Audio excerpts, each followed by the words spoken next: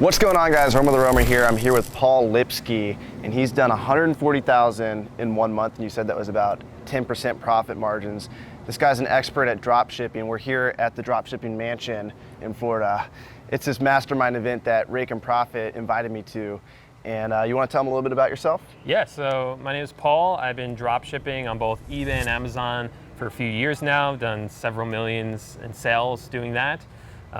Discovered this a few years ago, and it really appealed to me because of how simple it was to get started.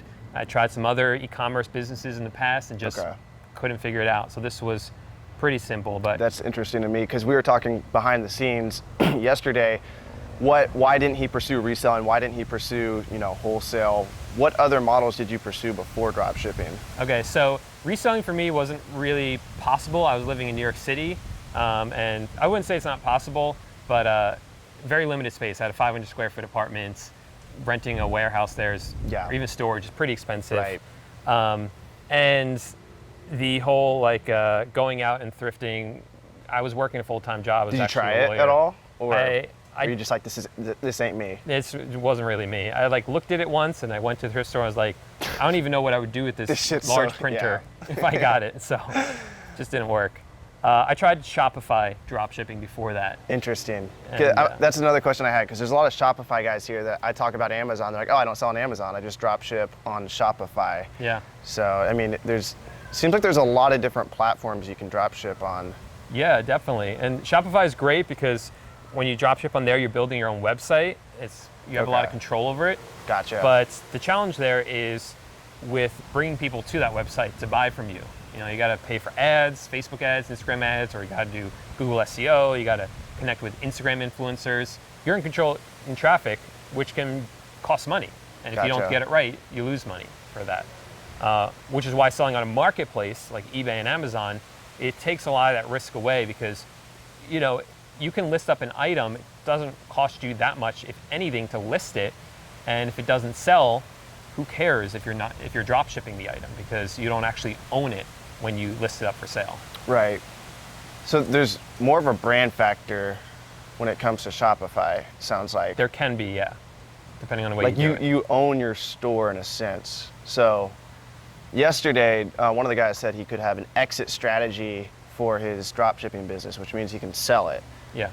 Does that not exist if you have an Amazon dropshipping business? You can definitely sell Amazon stores. I have heard people selling their Amazon dropshipping businesses, but it's, the exact valuation of it, I think would be a little bit lower than something else because you also have to sell all your connections and everything. Gotcha. So it's definitely not impossible, but Shopify is a lot easier to sell because technically you are allowed to sell it. Amazon and eBay, you're technically not supposed to be selling your accounts anyway. Gotcha, yeah. I've done some research on that, selling Amazon accounts. They say if you sell your Amazon business, the account doesn't come with it. Right. So you can sell all the connections, you can sell all the inventory, but you're not supposed to sell the actual account. So back to when you were living in New York, you went to one thrift store, you're like, fuck this, I don't want to do this. And then, did you try anything else before dropshipping really took off? Yeah, so again, I tried the Shopify. I tried to make some niche websites, like affiliate marketing. There's this thing that, I don't know if people still do it, where you build one website just devoted to one thing, maybe talking about camera gear. Okay. And you give reviews and you link people up to your Amazon Associates account. So you're already thinking high leverage businesses, high profit margin businesses where you can put in some effort and there's not a bunch of upfront warehouse costs, there's not inventory costs. Sounds like you're doing a bunch of things, you're thinking the right way. Yeah. That's what's super inspiring about being around these people is this business, it doesn't seem like this business takes a whole lot to get started. For dropshipping? For dropshipping, and then even the affiliate marketing thing you're talking about, you have a website and you put knowledge out there. Right. For a business like that, it's you're not going to get results up front, but if it did take off, it'd be very little effort you put in. You write a blog, and if 100 people click on your link, then it's instant cash. Yeah, exactly, yeah. So with dropshipping though, would you agree that it takes very little money? Yeah, I would say compared to any other e-commerce model, it's very, very low cost to get started. Because you're not buying the items, because you're not paying for advertising, not paying for warehouse space. things So like that. what are the first steps for beginners? Like if you had to give advice, because you've done 140,000 in 1 month, what are the first like 2 or 3 steps that you really have to take action on? So obviously you got to create an eBay account. If you're already selling on eBay, I think you should start a new account specifically for drop shipping, keep things separate, and then you can... And that's completely legal? You can do Yeah, you that? can have multiple eBay accounts, definitely. Is it the same thing where if one eBay account gets shut down, both eBay accounts are out? That's true. So if you're looking at potentially getting suspended, if one account gets shut down, the other will probably get shut down. It's just good to have them separate, so like like all this is dedicated to drop shipping. Yep. Yeah, it helps keep you organized and everything. Gotcha. Yeah. To start that up, I'm a big advocate of using software, the right software. So basically, the way this business model works is we are listing items up for sale on eBay that we find on other retail websites like Walmart, HomeDepot.com, Costco.com, Wayfair.com, these different online retailers. We list them for sale on eBay. When they sell, then we buy it from the other retailer and ship it directly to the customer. So there's no handling of inventory by me. So what we do is we use the software that will actually pull the item from Walmart and list it for sale on eBay. So we don't have to manually create the listing. It's done like in a matter of seconds. Gotcha. Then it links up that item on eBay with the item on Walmart. So if the price or stock changes on Walmart, it automatically changes on eBay. Nice. So that's and software. This is all legal? Yes, yeah. And are the stores okay with it? So some of the stores are not okay with it. So for instance, Target.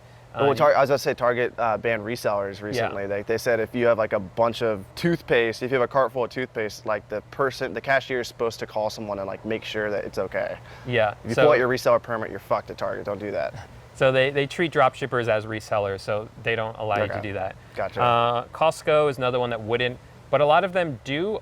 Some of them like will say that you're not supposed to, like Walmart, but everyone does it, and Walmart has never banned anyone for doing that.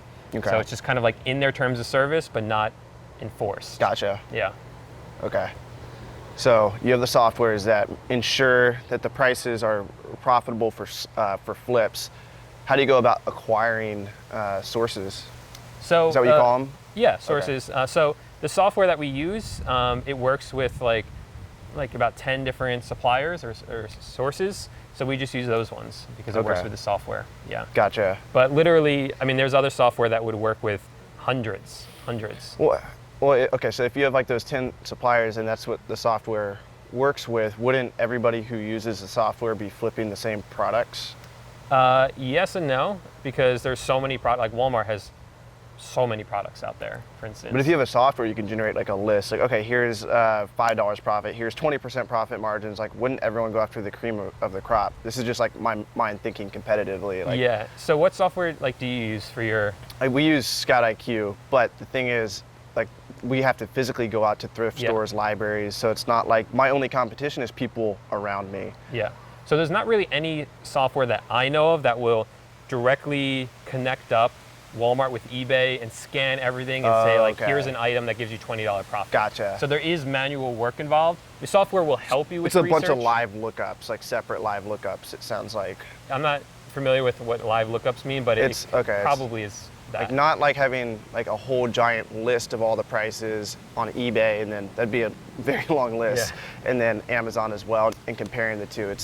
It's more like checking. You have, I don't know if it's called ASIN on eBay, but it looks up UPC from eBay to whatever, Costco, and then compares the price difference. So it's not like a giant list of all the items and the price differences and maybe equivalent of sales rank on eBay, the demand of that. So it's not pulling stuff like that. Right. So what we do is we go into eBay and we actually find like other people who are drop shipping, and on eBay it will tell you how many items that person sold for a particular item.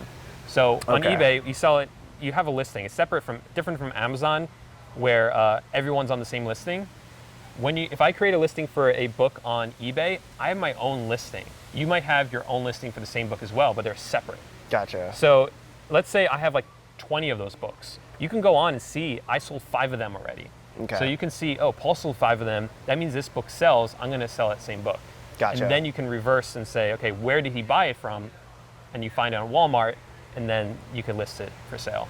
It's funny because we went to the Jason Capital meetup yesterday, and one of the things he was saying, one of the high income skills he was talking about was copy. Yeah. Copy, and it sounds like that's what you're doing. You're just emulating someone who's already done it. Okay, these products work. I'm Yep. gonna do those too. Yeah. So where can they find you? And you also have a course, right? That Yeah. just breaks everything down, and he's super articulate. I can already tell. This is my first time meeting him, but I can just tell this dude knows. He used to be a lawyer. He breaks stuff down very, very linearly. So where can they Thanks find for you? that. You can look me up on YouTube. Just search for Paul J. Lipsky. Otherwise, I can give you a link to the course. It's just like kind of a step-by-step The link will be guide below. to I'm gonna get dropshipping. a link from you. Cool. Sweet. Thanks, man. Awesome, man.